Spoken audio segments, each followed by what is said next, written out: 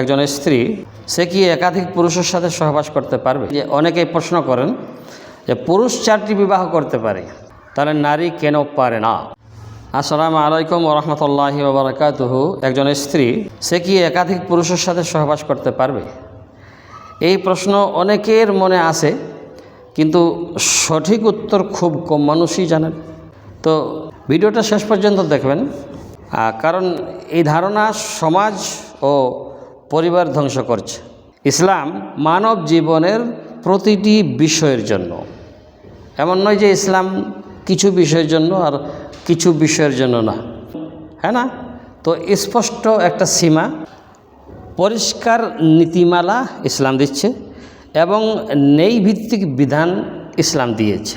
বিশেষ করে বিবাহ ও দাম্পত্য জীবন ইসলামে অত্যন্ত পবিত্র একটি বন্ধন। আজ আমরা আলোচনা করতে চলেছি একজন স্ত্রী কি একাধিক পুরুষের সাথে সম্পর্ক রাখতে পারে এবং এর ইসলামিক বিধান কি।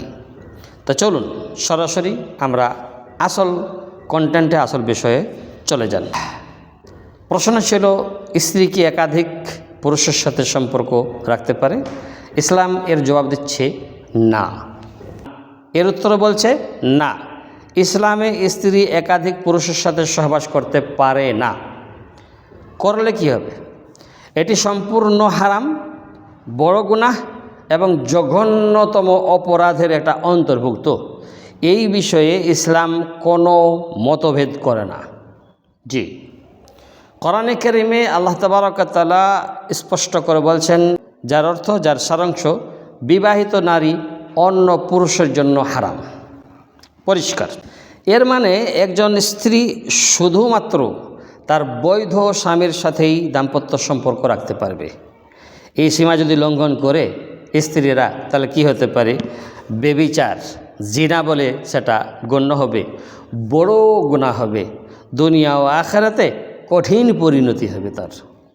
তাই ইসলাম কঠোরভাবে এটাকে নিষিদ্ধ করেছে। ইসলাম এই বিষয়ে কি বলছে? যে বংশ পরিচয় সংরক্ষণের জন্য, সন্তানের পরিচয় নিশ্চিত করতে, পরিবার ও সমাজ রক্ষার জন্য, নারীর মর্যাদার রক্ষার জন্য। তাহলে এক নারী একাধিক পুরুষের সম্পর্ক পরিবার ধ্বংস করে দেয়, এটা সমাজে বিশৃঙ্খলা আনে আর শিশুর ভবিষ্যৎ এটা নষ্ট করে। তাহলে একটি গুরুত্বপূর্ণ পার্থক্য এখানে আমরা জেনে নিই। যে অনেকেই প্রশ্ন করেন যে পুরুষ 4টি বিবাহ করতে পারে, তাহলে নারী কেন পারে না? এর উত্তর কি হবে? আপনার মাইন্ডে কোনো আছে? যদি মাইন্ডে আছে তো কমেন্ট বক্সে আপনি বলতে পারেন। এর শরীয়তে উত্তর হলো, পুরুষের ক্ষেত্রে দায়িত্ব, ভরণ পোষণ ও শর্ত কঠোর। নারীর ক্ষেত্রে একাধিক স্বামী হলে বংশ পরিচয় ও অধিকার অসম্ভব হয়ে যায়। বুঝছেন? তাই ইসলাম পুরুষ ও নারীর জন্য আলাদা সীমা নির্ধারণ করেছে। তাহলে ইসলামী সতর্কবার্তা এবং উপদেশ এখানে কি দিয়েছে? এই বিষয়ে হালকা কথা বলা যাবে না। এই বিষয়ে হালকা কথা বলা যাবে না, কঠোরভাবে বলতে হবে। মজা বা বিতর্কের বিষয় এটা নয়, জেনে রাখতে হবে। এটা ঈমান ও চরিত্রের প্রশ্ন। তাই রাসূলুল্লাহ সাল্লাল্লাহু আলাইহি সাল্লাম হাদিসে বলছেন, ব্যভিচার সমাজে নেমে এলে আল্লাহর আযাব সমাজে নেমে আসবে। ইসলামে নারী বন্দী নয়, ইসলাম কখনো নারীকে বন্দী করে না, কিন্তু স্বাধীনতার নামে সীমা ভাঙার অনুমতিও কিন্তু দিচ্ছে না ইসলাম। তাই সম্মান সীমার ভিতর থাকতে হবে, পবিত্রতা জান্নাতের পথ আপনাকে দেখাবে ইনশাআল্লাহ। দেখুন, এই বিষয়টা সমাজে পরিষ্কারভাবে জানা জরুরি।